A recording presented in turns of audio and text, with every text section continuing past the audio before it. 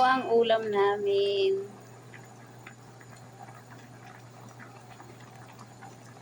Nilagang ulo ng karnero. Nilaga po siya. Nilagyan po natin siya ng tanglad.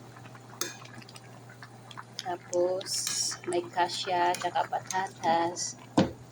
Yan, pampasarap. Tapos, lagyan po natin ng sili. Yan, pampalasa. Maya-maya papatayin na siya natin kasi i-off na natin siya mamaya-maya. Kasi luto na siya eh.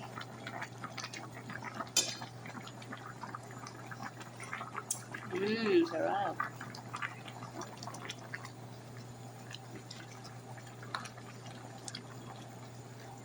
Okay, ng other side. Kabila naman para pantay luto.